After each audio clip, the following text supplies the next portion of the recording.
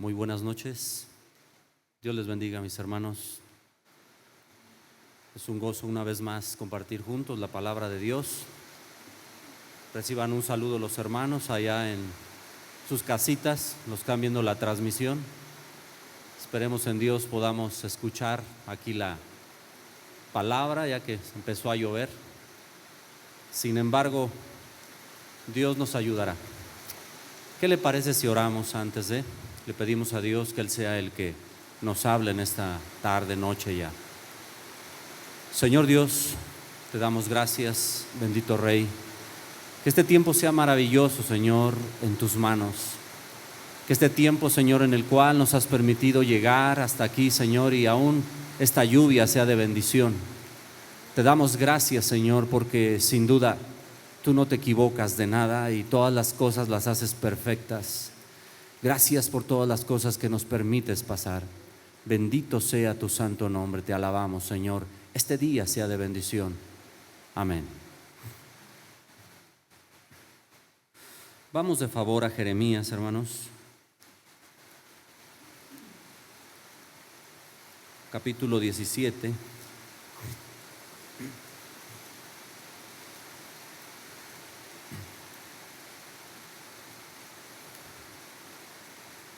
Jeremías 17, verso 4, dice la palabra de Dios: y perderás la heredad que yo te di, y te haré servir a tus enemigos en tierra que no conociste, porque fuego habéis encendido en mi furor, que para siempre arderá. Era una palabra que Dios había dado a este pueblo, y hemos visto infinidades de veces en estos tiempos en los cuales Dios ha estado hablando también a nosotros, cómo es que Dios nos alerta, Dios nos conduce, Dios nos dirige, Dios nos llena de su presencia para poder saber cómo tenemos que conducirnos delante de cualquier cosa. A este pueblo le había hablado por mucho tiempo, tanto al reino del norte como al reino del sur, y en este caso a los de Judá, que habían quedado ya nada más. Y pues no había ya vuelta atrás, había un juicio que venía sobre ellos. El reino del norte estaba a la puerta y esto no se podía evadir. Simplemente era el dolor de Dios y aún del profeta viendo esta situación. Yo considero que cuando hemos reconocido algo muy valioso en nuestras vidas, hermanos, lo cuidamos y lo conservamos hasta lo último, ¿no? Cuando usted lo valora, cuando usted sabe que es algo muy preciado. Por ejemplo, le voy a hablar de los hijos, ¿no? ¿No son preciados los hijos para usted? Yo creo que, y digo más, las mamás, yo las veo más a ellas, dan hasta su vida por sus hijos o sus hijas. Así son los padres, y es algo que atesoramos y agradecemos a Dios por esa gran herencia. Hoy la palabra de Dios nos va a hablar: no pierdas tu herencia. Y no estoy hablando solamente de los hijos, sino realmente de lo que Dios nos ha prometido y Él cumplirá. Si lo atesoramos, si lo valoramos.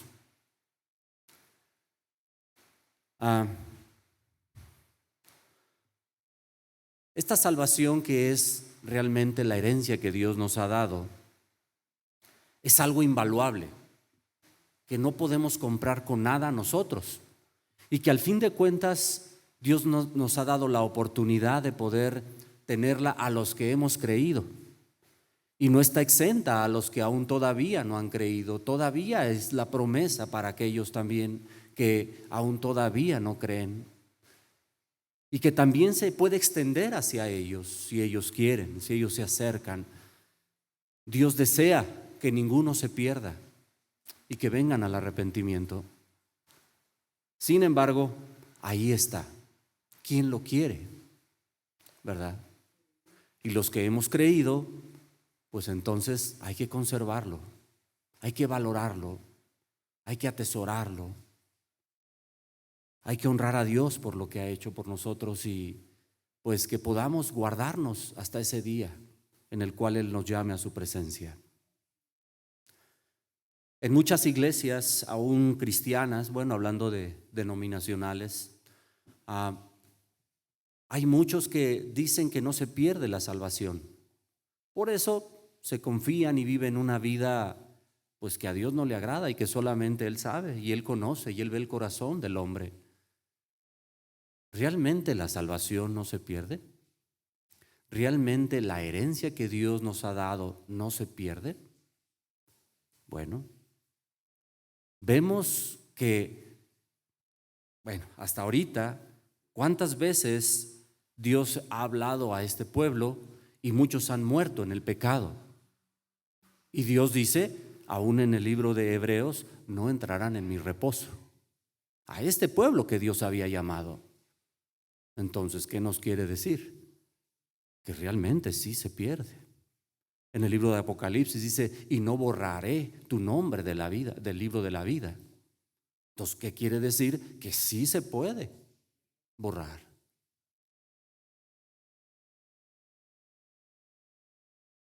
¿Cómo estaban perdiendo esta herencia a este pueblo? Y que pues de alguna manera nos está hablando también a nosotros el Señor a través de esta palabra. El pecado o una vida que a Dios desagrada puede convertirse en algo natural para el hombre y que al fin de cuentas el día de mañana no se puede dar cuenta y puede caer y morir en él.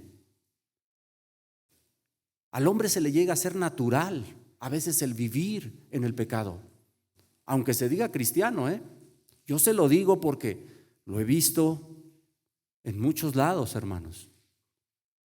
Y aún, yo les comento, ¿no? Cuando nosotros andamos en el camino y hay cosas que reconocemos que estamos mal, nos sentimos mal, y eso está bien, porque estamos reconociendo que no estamos caminando como es correcto.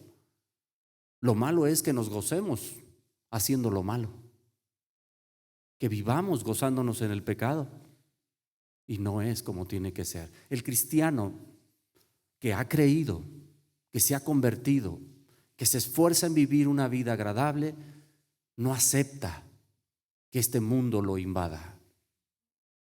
No acepta eso.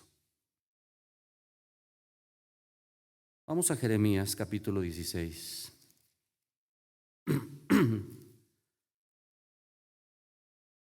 Mire cómo este pueblo que según conocía al Señor, cómo se conducía. Y aún cómo vivía en esta pues ya naturaleza, pensando que no desagradaba a Dios. Capítulo 16, verso 10. Y acontecerá que cuando anuncies a este pueblo todas estas cosas, te dirán ellos, ¿por qué anuncia Jehová contra nosotros todo este mal tan grande? Imagínense. Este pueblo está diciendo, ¿por qué viene tanto mal a nosotros cuando Él debería de cumplir su palabra de bendición y no de maldición? Porque esa no la escuchamos. ¿No la habían escuchado? ¿No se los había advertido Dios que si ellos no cumplían? Capítulo 28 de Deuteronomio. Dice después, ¿qué maldad es la nuestra? ¿Sí ven el signo de interrogación, verdad? ¿Qué maldad es la nuestra o qué pecado es el nuestro que hemos cometido contra Jehová nuestro Dios? Híjole, diría, Dios está equivocado. ¿Por qué nos viene este mal? ¿Por qué Dios es tan malo? Yo no sé dónde he escuchado esto, pero ¿usted no lo ha escuchado? ¿Por qué me vienen tantas cosas? Una tras otra, una tras otra. ¿Y el hombre cómo vive? ¿Cómo quiere seguir viviendo? Dice el verso 11, entonces les dirás, porque vuestros padres me dejaron, fueron mis padres, dice Jehová, y anduvieron en pos de dioses ajenos y los sirvieron y ante ellos se postraron y me dejaron a mí y no guardaron mi ley. Dice el 12, y vosotros habéis hecho peor que vuestros padres, porque he aquí que vosotros camináis cada uno tras la imaginación de su malvado corazón, no oyéndome a mí. ¿Se equivocaba Dios, hermanos? No. Entonces, ¿quién estaba equivocado aquí? Porque ellos preguntaban qué tan mal les había venido. ¿Era casualidad? ¿Era porque Dios no los amaba? ¿Era porque Dios no estaba con ellos? ¿O era una consecuencia de lo que había venido a sus vidas? Imagínense.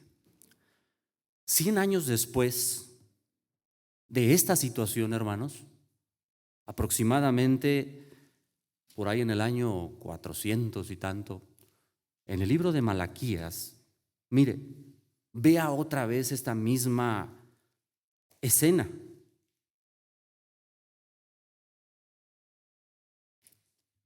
Malaquías capítulo 1.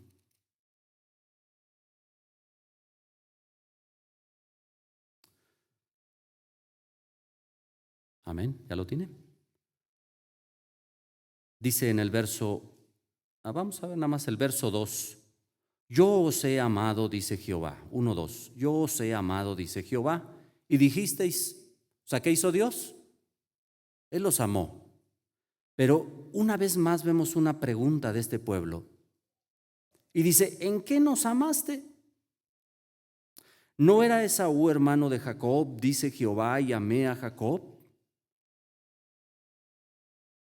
Dice en el verso 6, el hijo honra al padre y el siervo a su señor. Si pues soy padre, ¿dónde está mi honra? Y si soy señor, ¿dónde está mi temor? Dice Jehová de los ejércitos, vosotros, oh sacerdotes, que menospreciáis mi nombre, y decís, ¿en qué hemos menospreciado tu nombre? En que ofreciste sobre mi altar pan inmundo y dijisteis, ¿en qué hemos deshonrado?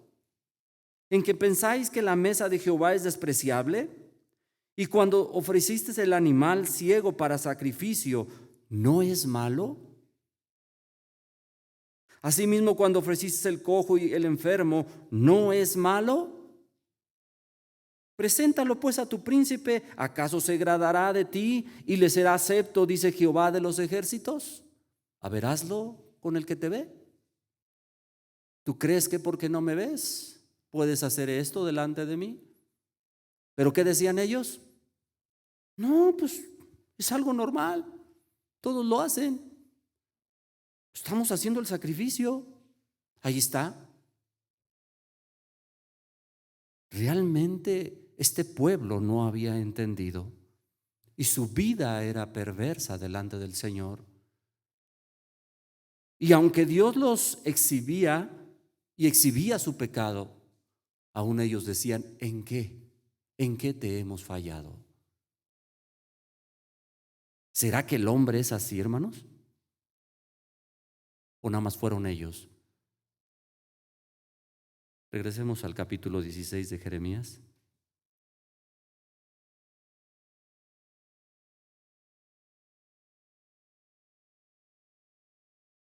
Dice entonces que en el verso 12 del 16, que los hijos también ahora habían hecho lo malo. Y recordemos que en Éxodo capítulo 20, cuando Dios les da los mandamientos, el Señor promete hacer bendición cuando ellos le amen. Pero también dice que promete hacer mal si ellos le aborrecen.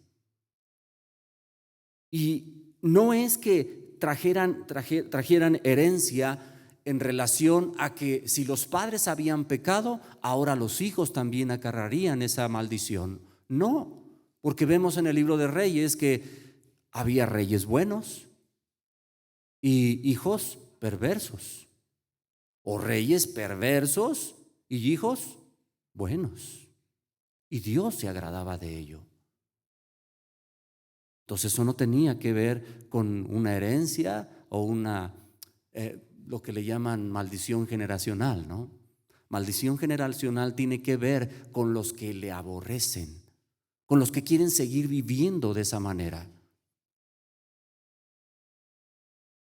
Si mis padres por alguna u otra razón me enseñaron una u otra cosa y yo quiero seguir viviendo de esa manera, yo tengo una responsabilidad. Pero si yo conozco al Señor y me vuelvo a Él con todo mi corazón y le sigo y guardo sus mandamientos, Él promete bendición a mi vida. Así para con mis hijos, si ellos también viven de acuerdo a su voluntad. Porque si no, no porque yo camine en el Señor, mis hijos tengan bendición.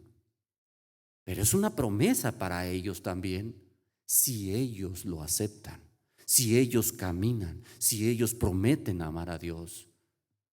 Entonces mi responsabilidad es decirles: hijos, ustedes tienen que amar a Dios, ustedes tienen que seguir en este lineamiento. Pero si ellos me dicen: yo no quiero, entonces ellos tienen una gran responsabilidad. Y yo tuve una gran responsabilidad hasta cierta edad. Pero si el día de mañana ellos me dicen: yo no quiero, ¿qué le puedo hacer? Sino pedirle a Dios: tenga misericordia, así como muchos.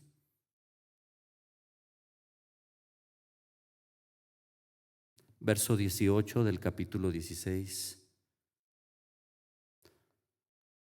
En la segunda parte dice que este pueblo contaminó su tierra con los cadáveres de sus ídolos y de sus abominaciones llenaron esa heredad que Dios les había dado.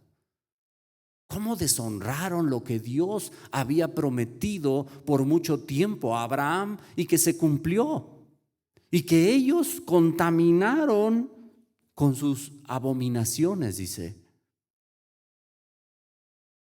¿No les había dicho que cuando ellos entraran a esa tierra no hicieran como hacían en esos pueblos? ¿Y qué hicieron? Eso.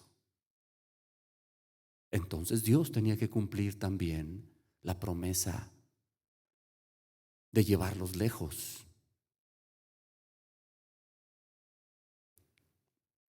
Verso 19, también en la segunda parte, dice que ciertamente poseyeron mentira, sus padres, vanidad, y no hay en ellos provecho.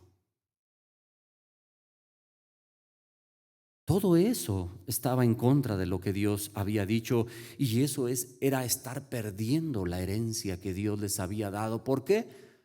Porque iba a quedar desolada esa herencia, hablando de la tierra prometida para ellos, pero también la que los llevaría a la eternidad con Dios. Verso 20. ¿Hará acaso el hombre dioses para hará acaso el hombre dioses para sí? Mas ellos, dice, no son dioses. ¿Pero qué hacían? Se hacían dioses. Capítulo 17. Dice que el pecado de Judá está escrito con cincel de hierro y con punta de diamante. Esculpido está en la tabla de su corazón y en los cuernos de sus altares. Mientras sus hijos se acuerdan de sus altares y de sus imágenes de acera que están junto a los árboles frondosos y en los collados altos. O sea, los padres, los hijos y todos.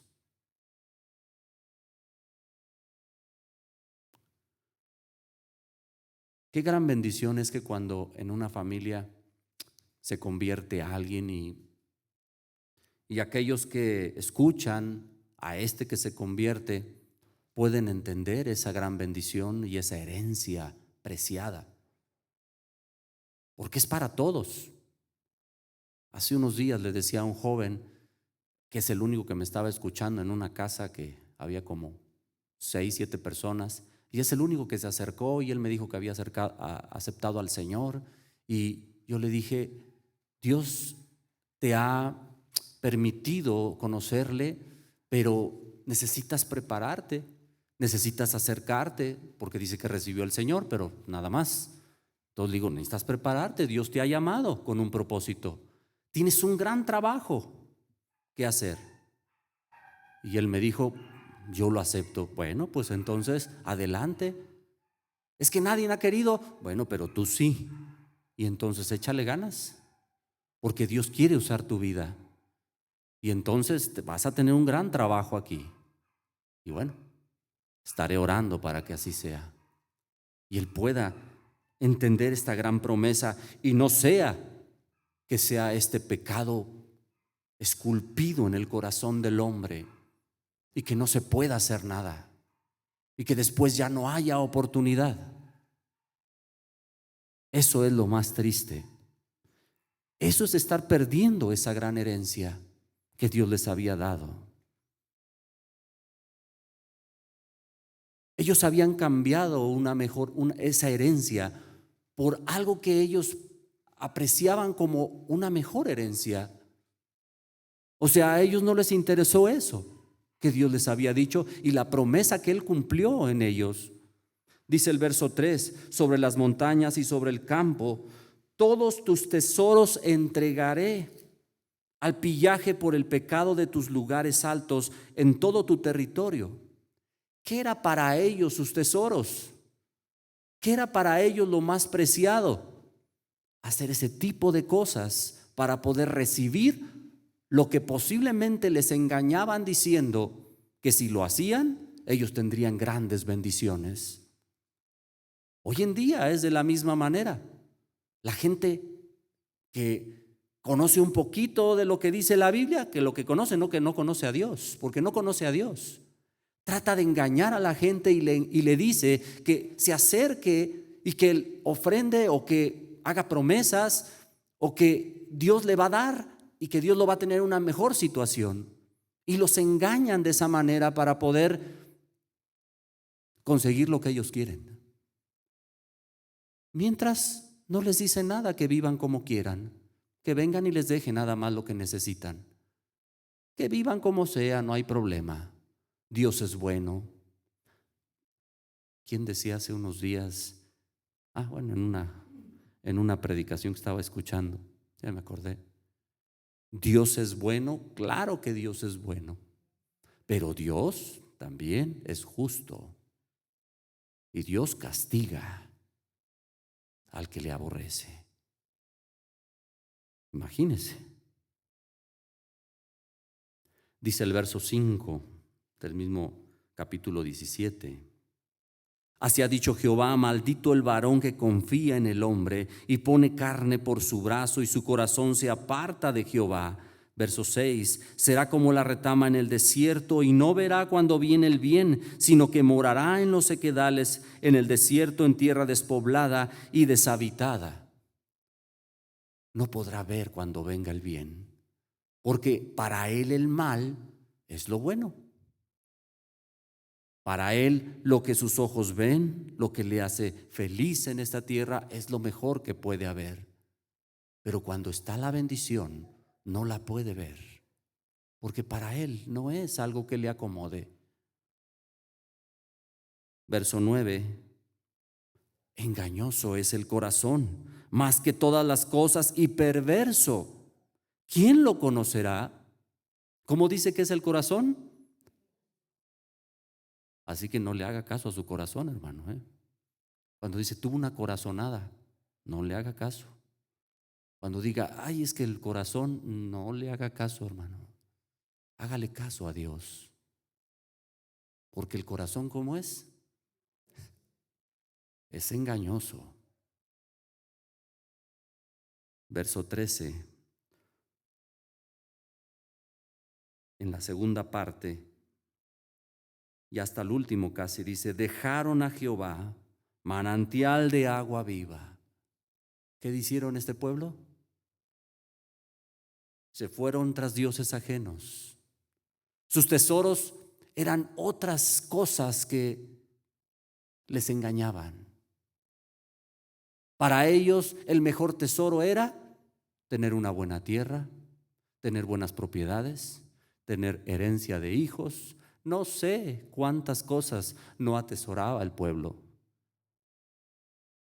Les decían aquellos otros extranjeros: mira, haz esto, haz el otro y vas a tener una gran bendición. No, deja a Jehová, Él no te lleva por buen camino. Y ellos creían más a sus ídolos. Mire, allí en el verso 15, yo lo tomé de dos maneras. He aquí ellos me dicen, ¿dónde está la palabra de Jehová? Que se cumpla ahora.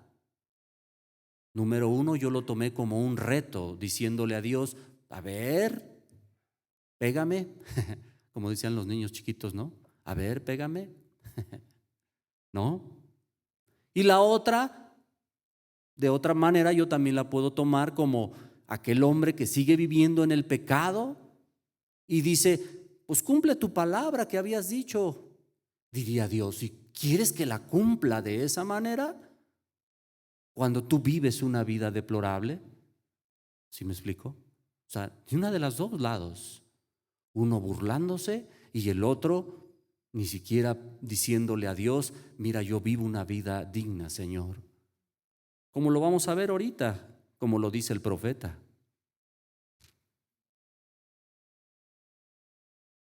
Este pueblo tomó en vano la palabra de Dios. Se olvidaron de su Creador y Salvador, que es lo que les había dicho y lo que les está reclamando. Dice en el capítulo 17, verso 21.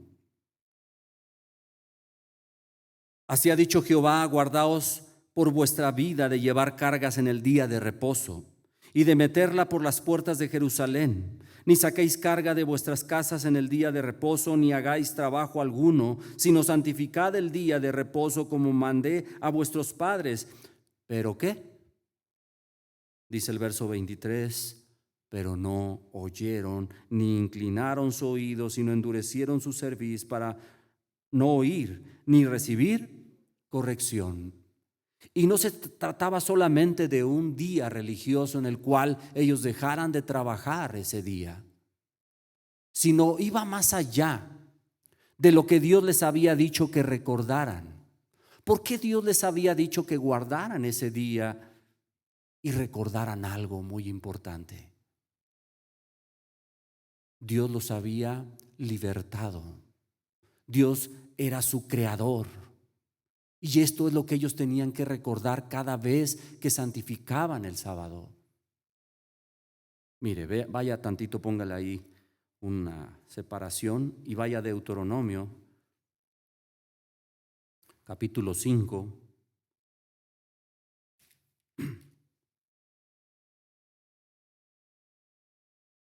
¿Ya lo tiene? Deuteronomio 5, 15. Dice la palabra, acuérdate que fuiste siervo en la tierra de Egipto. Acuérdate. Y que Jehová tu Dios, ¿qué hizo? Te sacó de allá con mano fuerte y brazo extendido, por lo cual Jehová tu Dios te ha mandado que guardes el día de reposo. O sea, ellos tenían que guardar ese día y tenían que recordar que qué había hecho Dios con ellos, que los había libertado, que era su libertador, que era su Señor. No solamente de guardar el sábado por guardarlo, que ni siquiera lo hacían, porque mucho tiempo Jesús les dice, ¿y qué? Si se cae uno de sus animalitos en un hoyo, ¿no van y lo sacan? Eran muy religiosos. Éxodo capítulo 20.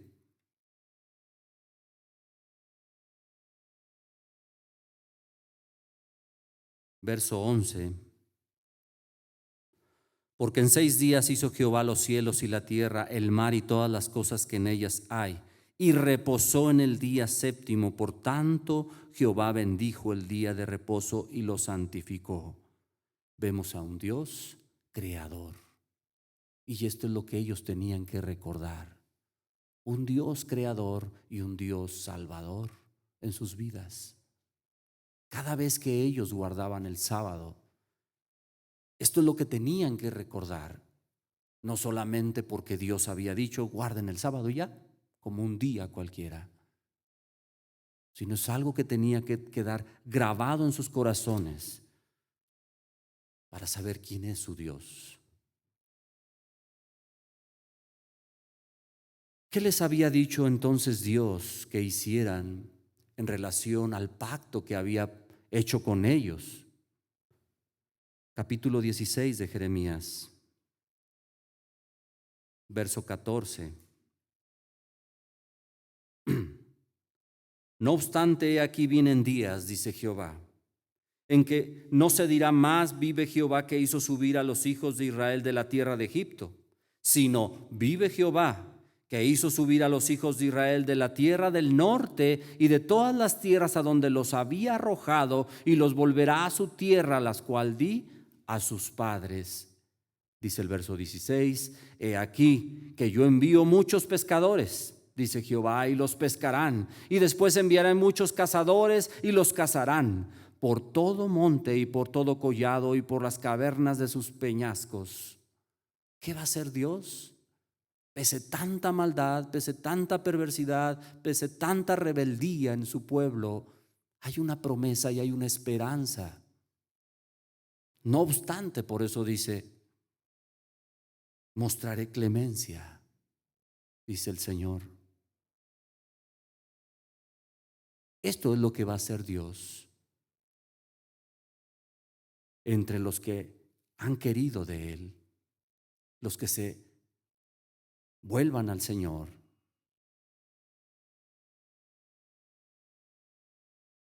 Vemos que inclusive Dios manda hacer ciertas cosas al profeta que pareciera que son en contra de algo, de su felicidad, podríamos decirlo, en contra de su comodidad, en contra de lo que él anhela también como hombre. Sin embargo, esto tiene una justificación. Usted lo leyó en el capítulo 16, que Dios le dice al profeta, mira, no vas a casarte, no tendrás esposa para ti.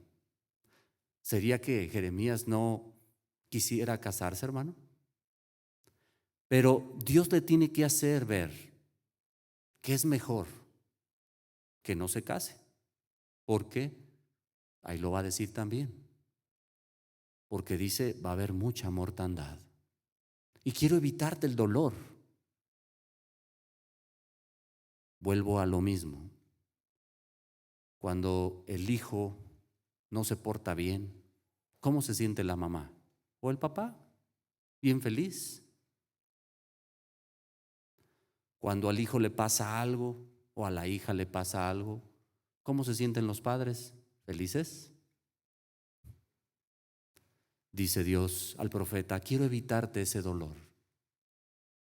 Quiero evitarte ese dolor porque voy a traer una devastación como nunca se ha visto. Y si nosotros leemos el libro de Lamentaciones, hermanos, nos daremos cuenta cuántas cosas le sucedió a este pueblo y cuántas atrocidades trajo Babilonia sobre esta nación.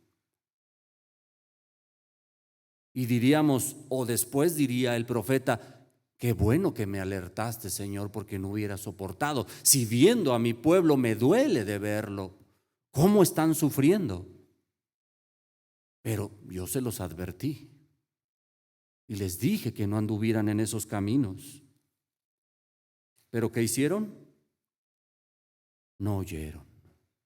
Capítulo 17, verso 19. Dice la palabra, así me ha dicho Jehová, ve y ponte a la puerta de los hijos del pueblo, por la cual entran y salen los reyes de Judá, y ponte de todas las puertas de Jerusalén. Y diles, oíd la palabra de Jehová, reyes de Judá y todos los moradores de Jerusalén, que entráis por estas puertas. Verso 24. No obstante, si vosotros me obedeciereis, dice Jehová, no metiendo carga por las puertas de esta ciudad en el día de reposo, sino que santifiquéis el día de reposo, no haciendo en él ningún trabajo, entrarán por las puertas de esta ciudad en carros. O sea, esta es la consecuencia de que si ellos obedecen esa palabra, entonces Dios traería bendición para ellos. Si ellos cumplían con el pacto que Dios les había dicho, entonces vendría esta bendición. Dice el verso 25, una vez más lo voy a leer. Entrarán por las puertas de esta ciudad en carros y en caballos los reyes y los príncipes que se sientan sobre el trono de David, ellos y sus príncipes, los varones de Judá y los moradores de Jerusalén. Y esta ciudad será habitada para siempre, si ellos obedecen, si ellos hacen conforme les he establecido. Verso 26, y vendrán de las ciudades de Judá y de los alrededores de Jerusalén y de la tierra de Benjamín y de la Cefela y de los montes y del Negev, trayendo holocaustos y sacrificio, ofrenda e incienso, y trayendo sacrificio de alabanza a la casa de Jehová. Si ellos hacen como Dios les había dicho. Pero si no hay oportunidad. Dios traería castigo a sus vidas, inevitable, porque es lo que les había prometido también. Y ellos dijeron, amén. Capítulo 16, verso 13. Por tanto yo os arrojé a esta tierra, a una tierra que ni vosotros ni vuestros padres habéis conocido, y allá serviréis a dioses ajenos de día y de noche, porque no os mostraré clemencia, porque no oyeron. Verso 17. Porque mis ojos están sobre todos tus caminos, los cuales no se me ocultaron, y sus maldades se esconden de la presencia de mis ojos. ¿Se podían esconder delante de Dios? ¿Nos podemos esconder nosotros? Dice en la primera parte del verso 18, pero primero pagaré al doble su iniquidad y su pecado. ¿Qué va a hacer Dios? Primero pagaré al doble su pecado. Verso 21, por tanto, he aquí les enseñaré esta vez, les haré conocer mi mano y mi poder, y sabrán que mi nombre es Jehová. Leíamos en el principio, capítulo 17, verso 4, y perderás la herencia que yo te di, y te haré servir a tus enemigos en tierra que no conociste, porque fuego habéis encendido en mi furor, para siempre arderá. ¿Qué había hecho este pueblo con Dios? Le había hecho que se encendiera en su furor y no hubiera ya oportunidad.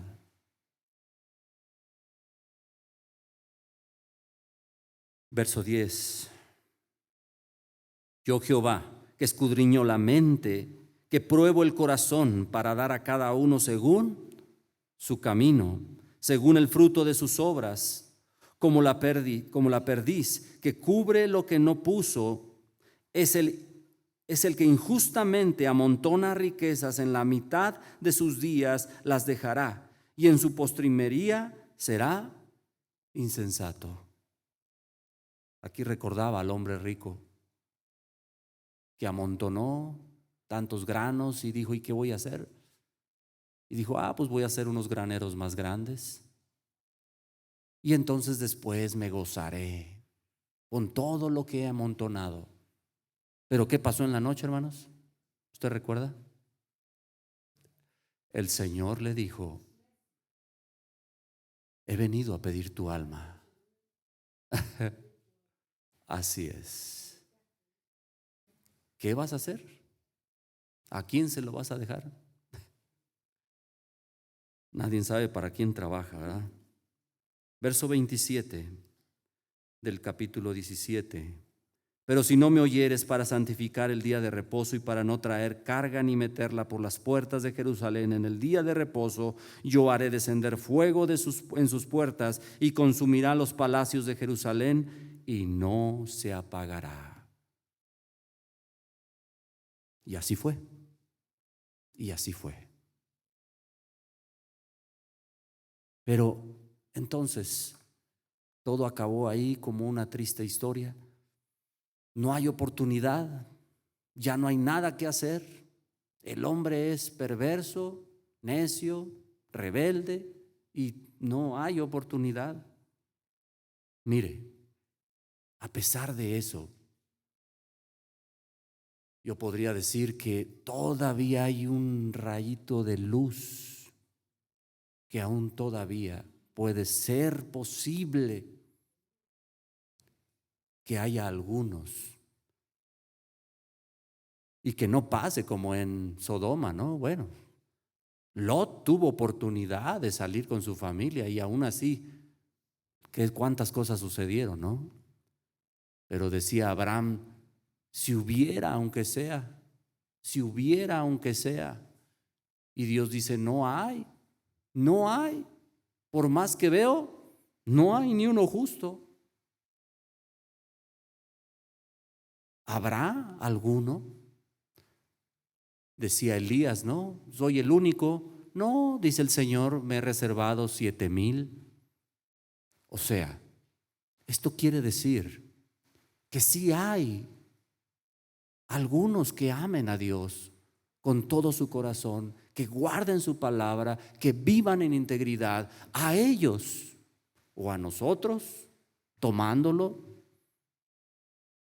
Dios va a perseverarnos la vida y nos tiene reservado ese lugar. Pero ¿cómo tenemos que vivir? ¿Cómo tenemos que reconocerlo? Capítulo 16, verso 19.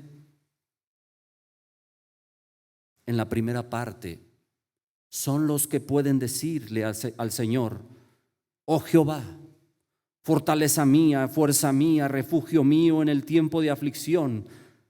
A ti vendrán las naciones desde los extremos de la tierra y dirán, este es el que puede declarar que Él es solo Dios, que no hay otro como Él. Capítulo 17, versos 7 y 8. Mire, bendito el varón que confía en Jehová y cuya confianza es Jehová, porque será como árbol plantado junto a aguas, que junto a las corrientes echará sus raíces y no verá cuando viene el calor, sino que su hoja estará verde, y en el año de sequía no se fatigará ni dejará de dar fruto.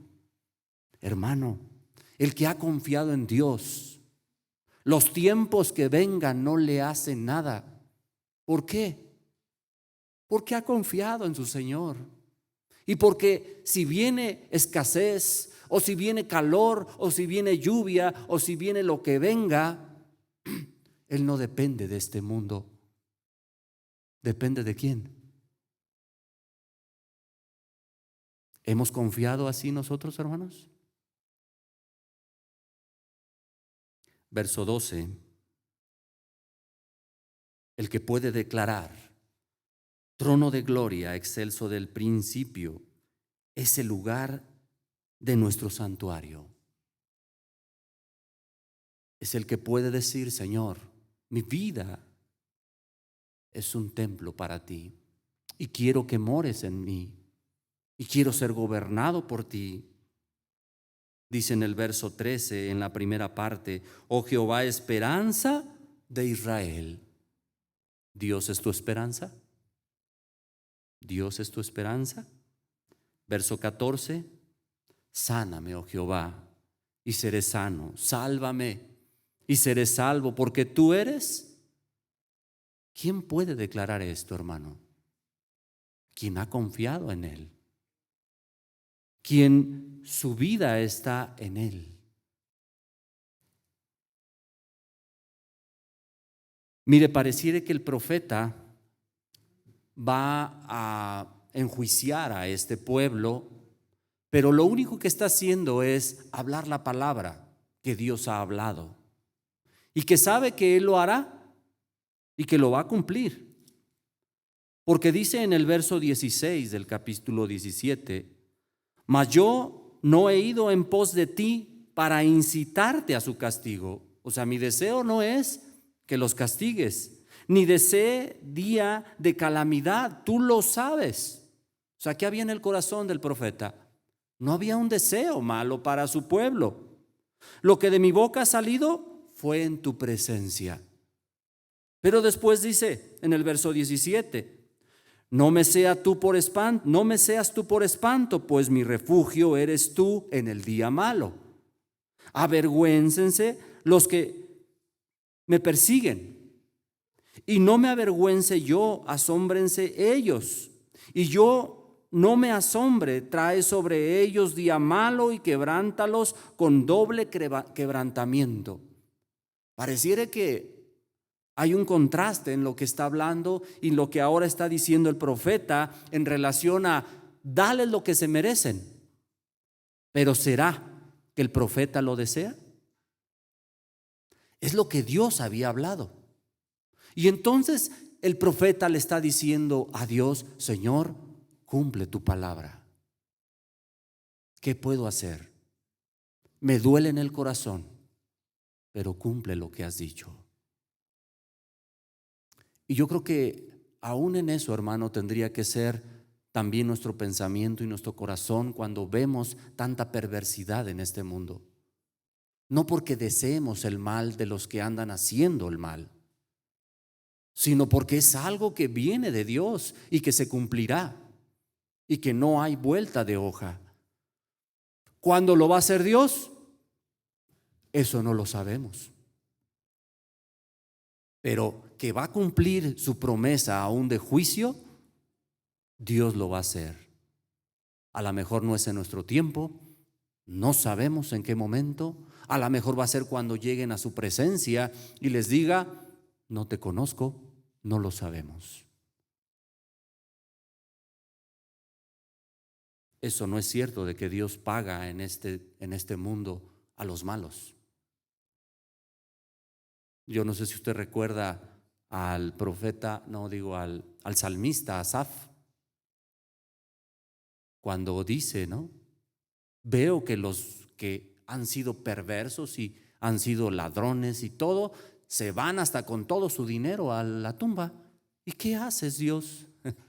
Pareciera que no hay nada que les paguen en este mundo, pero será así. En el reino de Dios no podrán entrar. ¿De qué les sirvió tanta riqueza? Para terminar, hermanos, si entonces hemos entendido que esta herencia que Dios nos ha dado vale muchísimo para nosotros, ¿qué tenemos que hacer para vivir una vida que a Dios agrade? Y que cuando Él nos llame a su presencia, nosotros podamos estar preparados. Para terminar, solamente vaya a Primera de Pedro, por favor. Primera carta de Pedro, capítulo 1,